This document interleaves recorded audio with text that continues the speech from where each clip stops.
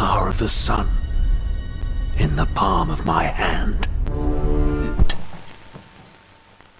Hello everybody, so I got in Nucleum. This is a game I've been wanting to try for a while, and I've never had the chance. I finally got my own copy. This is made by Board and Dice. They have a thing going on for like Tamaragis or something, late pledge. Think about getting it, let me know in the comments if I should. I know it's a reprint of second edition. But Nucleum is a game where you're, I guess, building nuclear power. I have opened this up, I read the rules, and I really got this because people said it was similar to Brass, and I love Brass Birmingham, and I know Brass Pittsburgh is coming soon, so I'm very excited about that. But it's a very heavy box. We have some familiar stuff like these stars that are in every Stonemaier game, these turbine tokens, a bunch of workers, some uranium, and I have no idea what these bricks are. We got a bunch of crack baggies, a standard D6, I believe. No, it's a D4. 1, 2, 2 1s, a 3, and 2 2s. Okay. Reference cards, always handy. I believe these are markers for solo mode. Some random RNG stuff, more crack baggies. Now, the thing that I thought was actually kind of neat that it came with was, it came with this, and there wasn't really any info on this. But from what I've seen, this is a insert that you can actually fit to the box, which I thought was really neat, and I really like that idea. We have a solo variant of rules that I'm just not going to play with. We have a challenge listing, which I thought this is actually kind of cool. And then we have our rule book. And it seems a little in-depth and kind of confusing at times. I think the main thing about the game is just keeping up with actions. It's not too long. It's actually about like 25 pages, I think. 28 pages, whatever. But it fits in my realm of what I like for a rule book. But we have our full component listing. We have our appendix. I really like these because these are very helpful. And then we have a double-sided player board.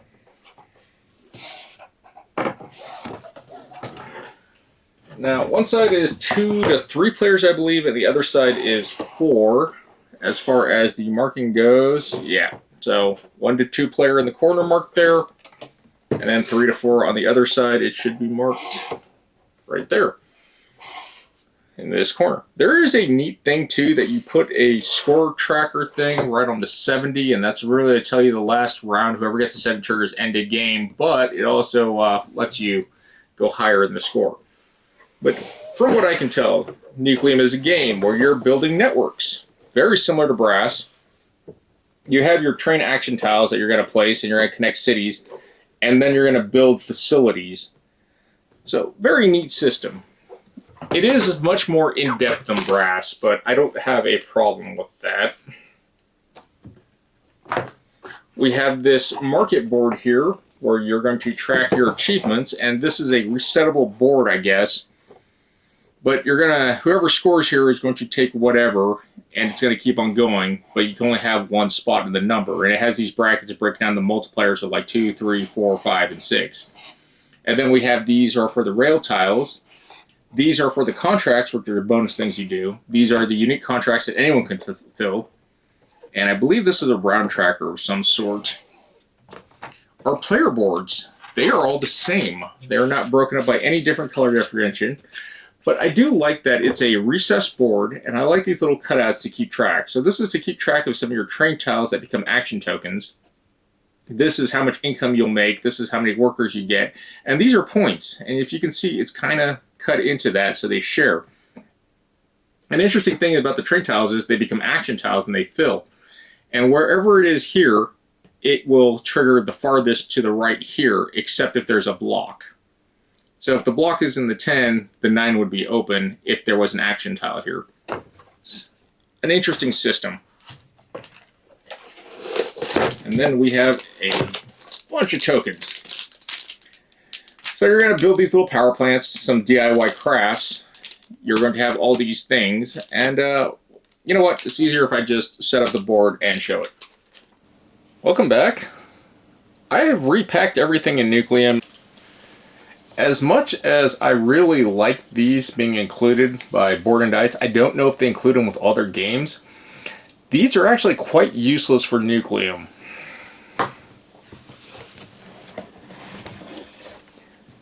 I've played Nucleum now about 3 times, and it is a fairly large game. And it has a lot of setup. It's very nice that they added the insert, the way they made it. But I found it a lot easier to preset all my tokens and everything in the board's flat.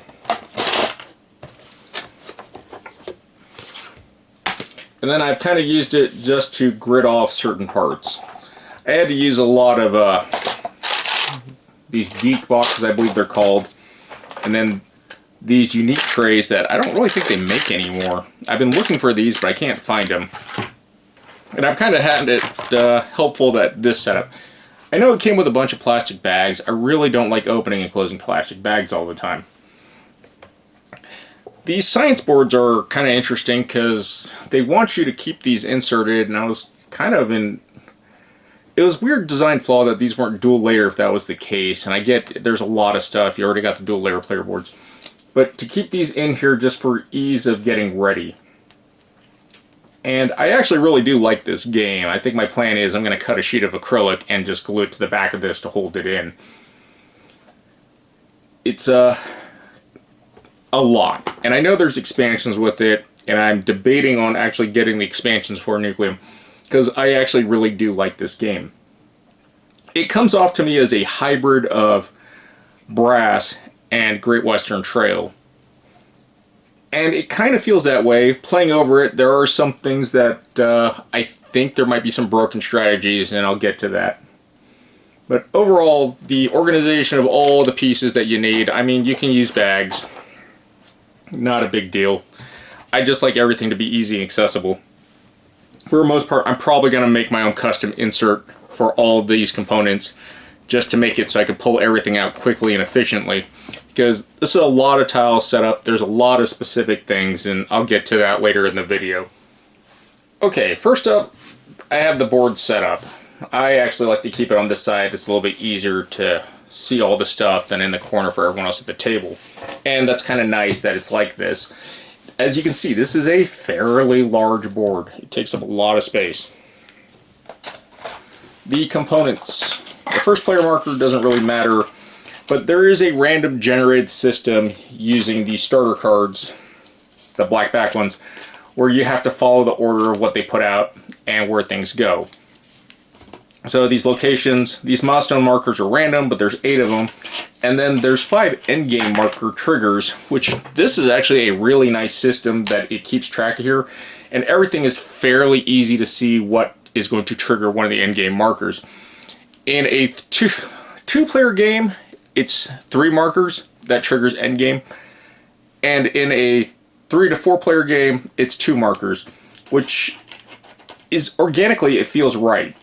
But it also feels really short. There's also this 70-point marker that you have to place down here, and that is whoever gets 70 points triggers that.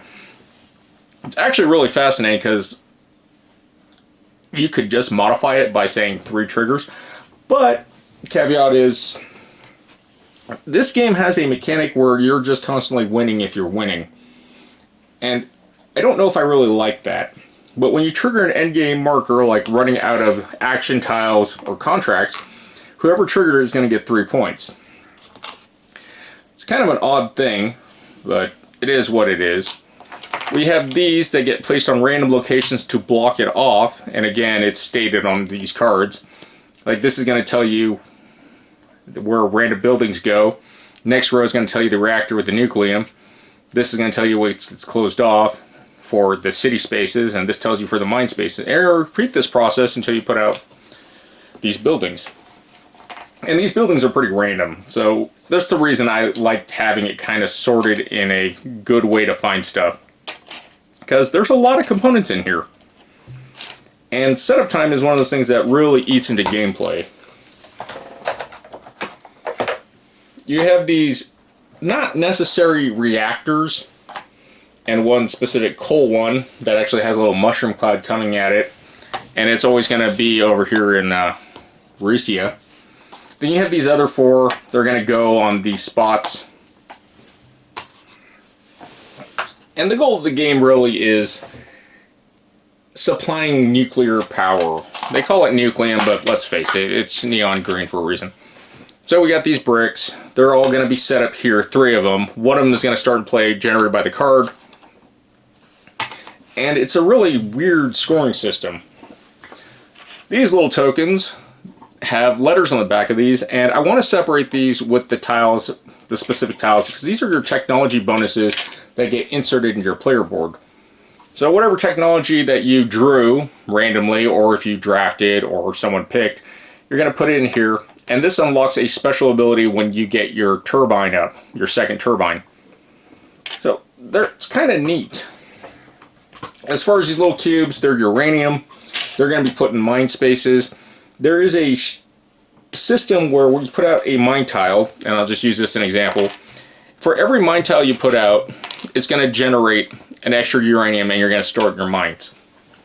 Which is a key important strategy, and I think that's the actual key to how you win Nucleum. I'm still trying to figure out all the stuff in the game. Play-wise, rules-wise, I understand the game. We have our tray of cash. Thallium, I think is what they called it, but I don't remember if that's correct. And then we have these achievement stars. Most of the time you see these in a game, you're like, this is points. This is not points. Nucleum does something really interesting, which is you're collecting stars to achieve on this track. And what this track does is it gives you modifiers based on what achievements there are. So when these tiles are placed out here, you're going to get a star on a location.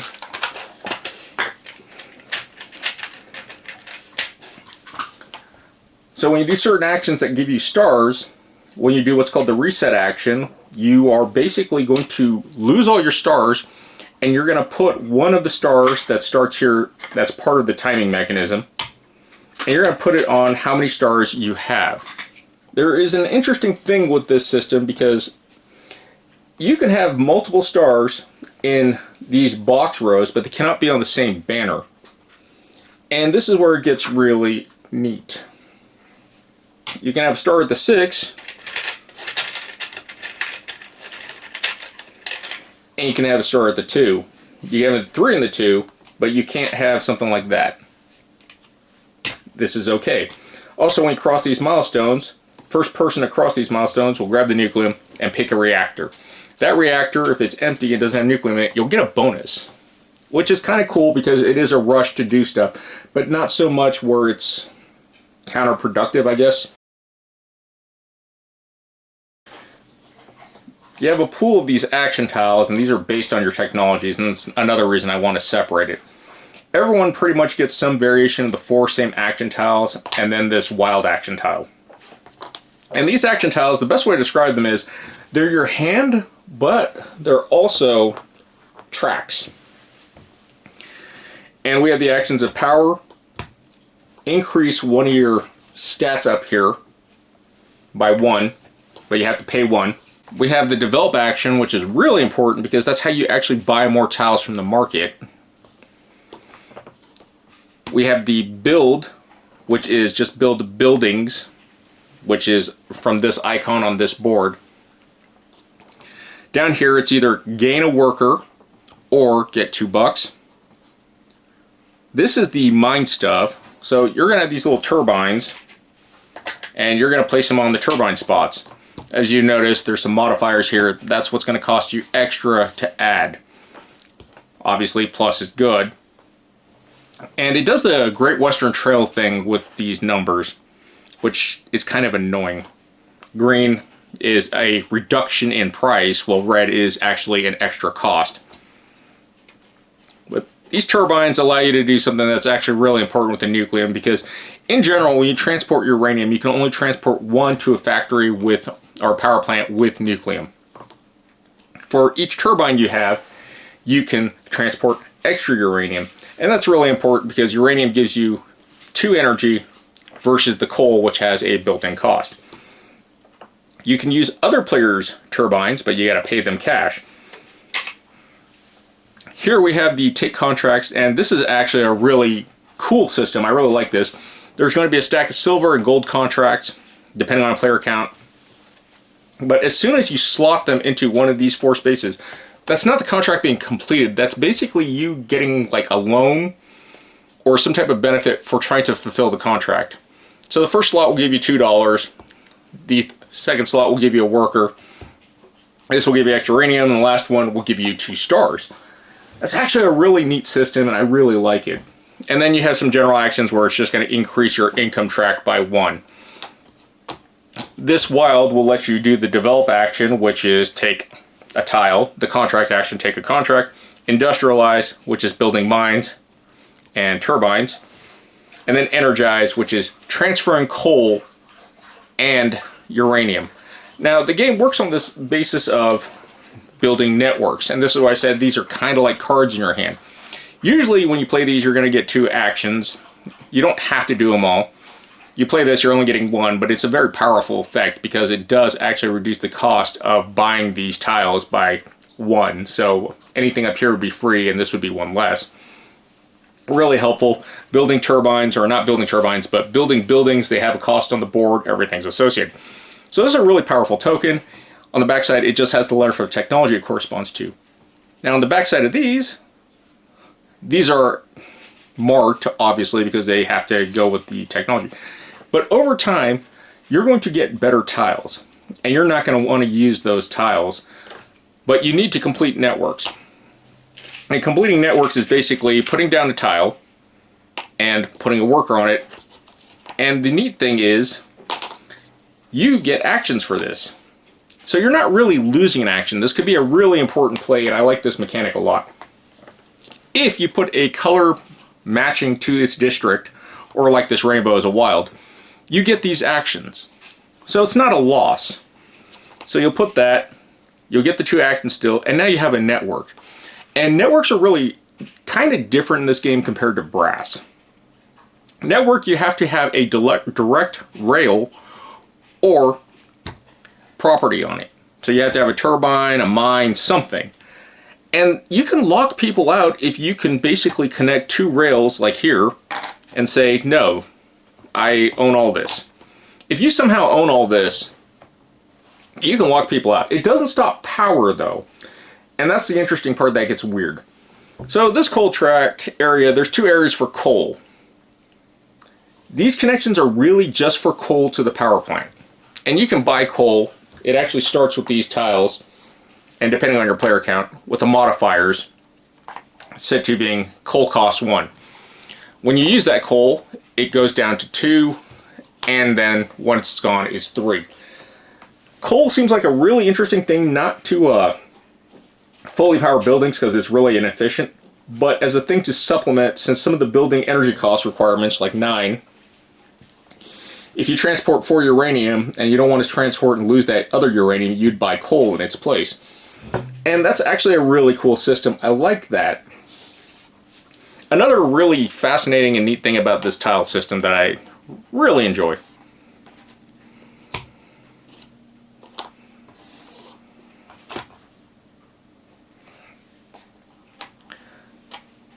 So let's say I built that over there, and another player wants to complete the rail. When the action tiles are connected, the owner of the original tile will get that action. They won't get the other action because they've already done it. And then the player who placed the new tile will get that action. So they will get the action from that tile, their tile, and if this matched, they would get that bonus also. That's actually a really neat system, and it encourages people not to lose out trying to stop people from putting monopolies. And I think that's actually a really good design. How balanced it is a little sus right now, because I'm still trying to figure out how the game's optimal plays are. So far, I think the opening play is just to build a mine somewhere, because the first building you build doesn't have to be in network, which is a really, really strong thing. And I'm actually believing that this is probably one of the most valuable properties in the game, mainly because of this. the mine is close to it, to a power source that can run to a city fairly easy. It has all these areas. So I do think that this area is probably the opening move. Someone told me, yes, that is the opening move, and that feels a little weird. But again, I need more playtesting to verify that. But I do like the technology system, but something was pointed out. I don't believe it's 100% true. Certain technologies have passives that seem a little strong, and they give you stars. And these stars are what's, like, these modifiers are really strong if you're playing into them. Having the right modifier with the right star level lets you get away with some really jank stuff, because that's a 6 multiplier for how many industrial buildings you have that are powered. So that's pretty cool. But getting up there is the hard part with the stars, but some technologies let you get away with it. Every technology board is different. They all have a different explanation, which kind of feels a little like off to me, but I kind of get it. And then you're going to see that they have these little green pie slices. When you finish a building like a science lab, when you power it, you're going to flip it over and get its reward. It's going to give you stars, and then at the end of the game it's going to score points. But you'll notice this little symbol that matches that. And what that does is it unlocks that level of technology. You can pick any technology in the first row, any 3. So it's kind of in your advantage to finish technologies as fast as you can. If you notice though, it has this little green icon. It has to match. And that's where territory gets really crazy. You want to put it in a place that doesn't cost you extra.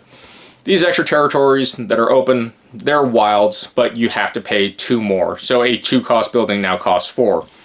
Unless you use that other, like, reduce 1 cost to build, it costs 3. But it's not as efficient. And resources are kind of hard in this game. So getting to a place first isn't always the best, but if you're going after certain strategies, especially the technology thing, I think it's really strong. The level 2 techs are more about how the contracts are, but your buildings also do it. Your buildings go all the way to 3 also. If you can get a star past this line, you also get a free level 3 technology, and that's for everyone. But the first person in these areas will always take the nucleum and put it where it needs to be. So there's a lot of organic systems in the game that feel right. The technologies, they have really interesting effects too. In the orange, they're passive.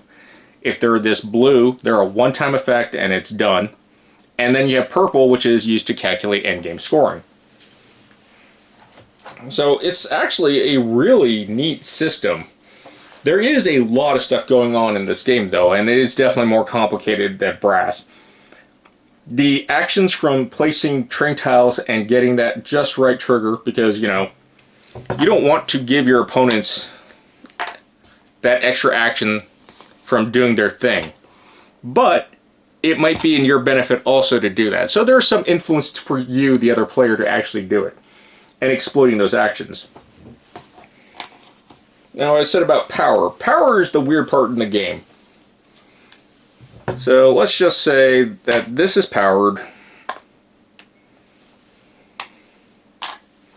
And I got that. And I have these 3 1 coal tokens out. Right off the bat, since this is only for coal, I can't transport uranium if I had a mine or something over there.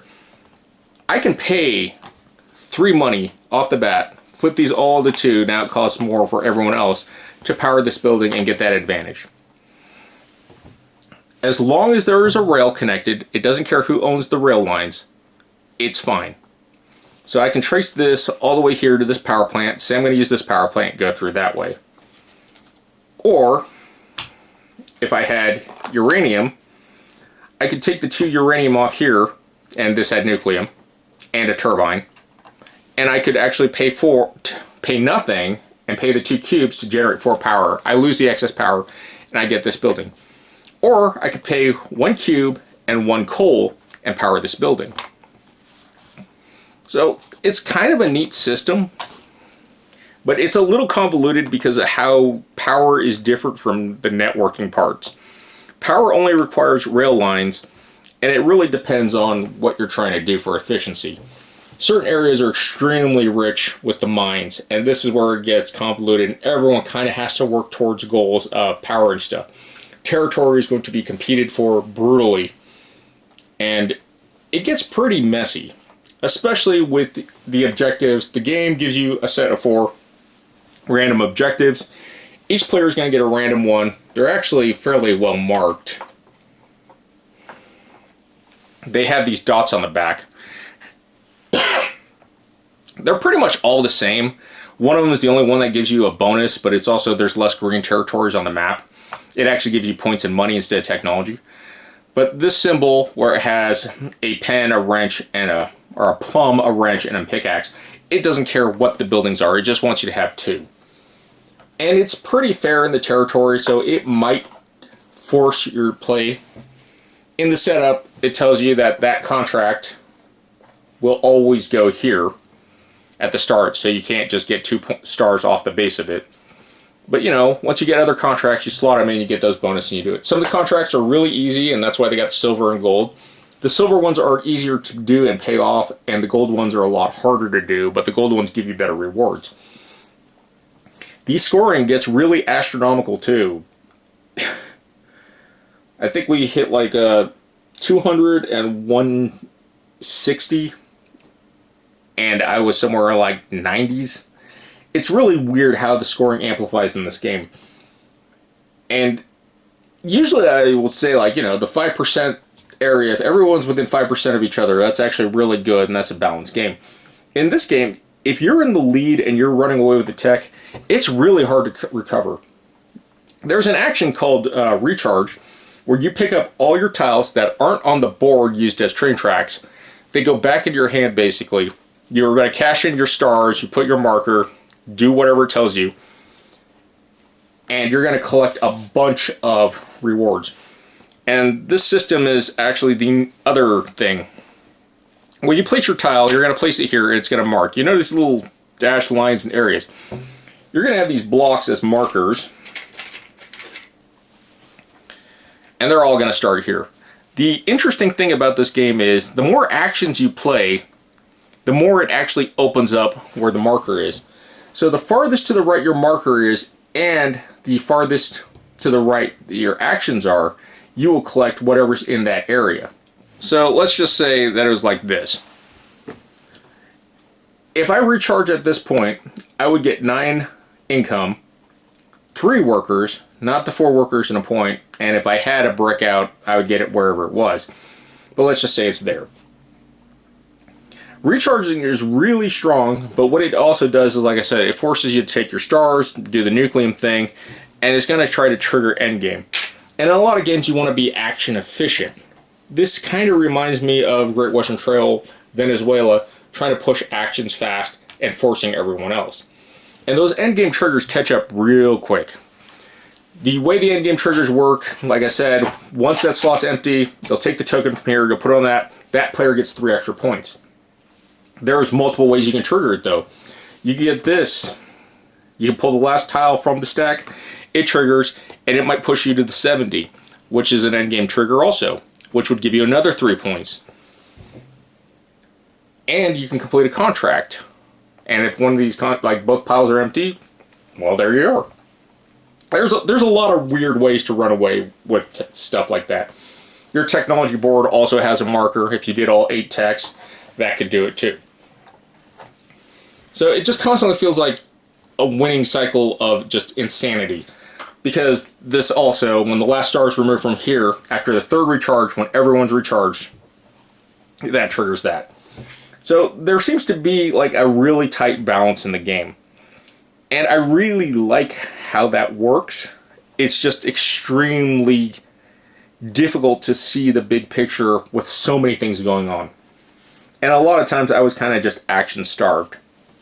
Because you really don't want to play all your tiles as tracks.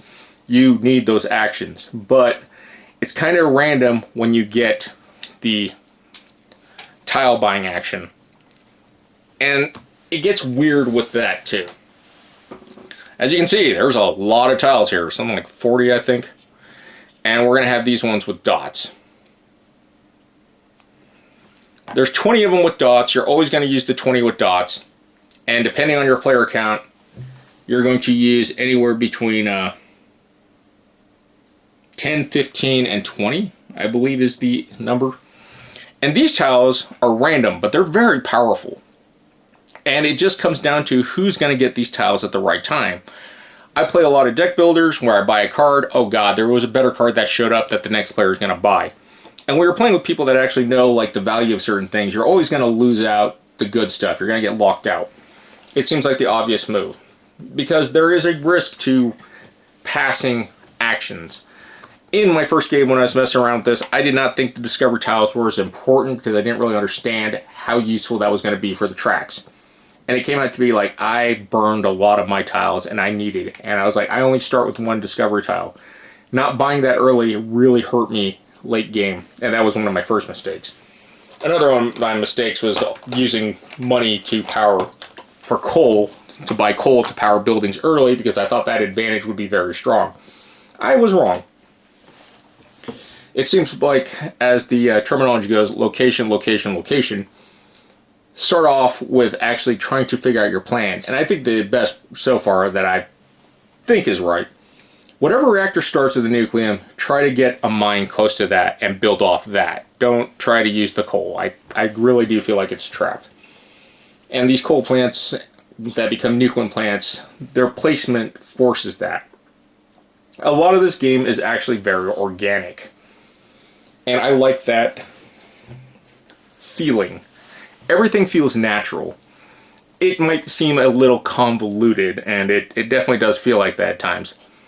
Like, Praha is a really weird location because any tile connected to it will automatically match, but it has a endgame scoring that doubles the value of the building scored there.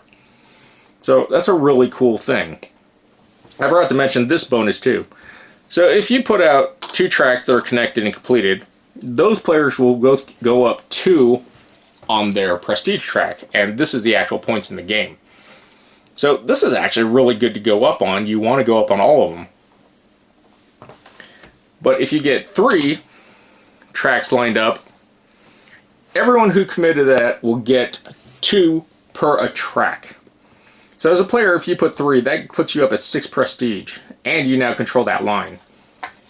So that's a really strong move, but it's also 3 turns and an expensive investment. So, like I said, there is self-balancing stuff. The only thing I found that wasn't self-balancing was the win more. The King's Day thing is really odd. Whoever's highest on the stars is going to get 6 points, and the second player is going to get 2 points every time they do the King's Day. And that just seems very bizarre to me, because if you can maintain the highest star, you're going to get 18 points. And whoever else is fighting over second, they could get 6 or, you know, whatever. That is a huge lead in this game. The buildings don't feel that much of a lead to me. It really does feel like running your points into this area. And then another end game scoring thing is wherever your block is on this, you're going to score this at the end game. So if you got all your blocks maxed out, that's another 30 points you're getting. So there's a lot of stuff going on in the game. Overall, I really do like the game. I haven't really looked into the expansions yet, just got this to check it out, see what it was like. It was a gift. I'm actually really happy with it. So I've been having fun with it. I've been testing it. I've been looking at things and reading some stuff up. And so far, yeah, this feels like Great Western Trail and Brass. I love Brass. I don't really like Great Western Trail. So it's kind of a mixed feelings for me. But with so many things going on that keeps me busy and it hits my tism just right, it makes me want to play it constantly. I want to get better at this. That is like part of my desire and challenge is always when I see a puzzle like this, I want to get better at it. And looking at back and thinking of things, like I said, I really do think that this might be the most valuable property. It might be the best strategy to start with the mine first, because once you've established stuff, you're going to have to build networks off of that, and that can be a little chaotic. On the plus side, these tracks, they don't actually have to follow the connection rule. You can build them anywhere. And that is a actual really good thing, because if someone's trying to maintain the monopoly on a line, and if you got the turn to stop them, you probably should stop them. So it's actually a cool system. But with so many things going on, it's really hard to keep track of some of those things when you get too focused. Like, a lot of my playstyle was very aggressive early. I would score very high on the stars, but the stars aren't necessarily points. Well, some of them require certain buildings. I didn't build those buildings because I was too busy doing other stuff. And that really bit me in the ass. But I do think that this is a very good game. It is more complex and it's more heavy than I thought it would be, but it's actually not that bad. It's simple to a point, but very deep in the complexity of gameplay. The only gripe that I will always have, and it seems to be almost every board game, is while they did provide this insert and I really like it, it's not functional for all these tiny pieces of different shapes. The baggies they gave me, I really don't like baggies, mainly because I lose them. I like having a nice tray where everything fits. I'm probably going to cut an insert for this myself and make little storage boxes that I could just pull out and make everything easy. These tiles constantly being separated, this is an annoying thing. These dot tiles, like I said, they always have to be in the base game, and you're going to add whatever amount of these randomly. I find that very obnoxious. The technology system is the same way. Luckily, they gave you these action reference cards, but 4 of these cards actually say the different technologies, A, B, C, D. The backs are all the same. That most of it seems pretty self-explanatory. There was some translation errors, I guess, or they thought that people would take it, they wouldn't take stuff so literally. I forgot exactly the reasoning, but some of the wording is really weird in the book. But I don't think it's terrible that it can't be fixed really easy by knowing certain basic stuff. But is it like, you know, how certain things work sometimes is a little confusing. But now, playing through it, watching some playthroughs, reading the book, going on Board Game Geek, I understand fully what they're trying to explain. And I do think this is a really good game. I don't know if an expansion is going to add more to this, and you guys that have actually played the expansions, let me know if they're actually worth getting, because I think 3 of them are like really hard to get. They just came out with a new one that they only had 300 copies of or something.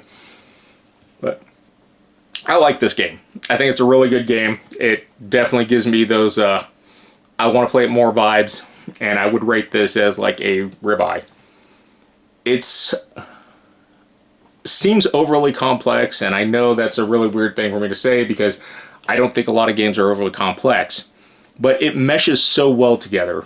They have taken elements that I like, put them together, and tossed it out in this really colorful salad. Having a different board setup for the 1 to 2 player side is actually really nice because you don't have to worry about these as much. It's already done that for you. Everything else is pretty much the same.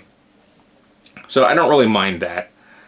It's just, there's a lot of stuff set up. I wish the setup was easier because, like I said, this star system, it's a little convoluted until you realize, you know, this is going to get you points. This is just a precursor to set you up for points.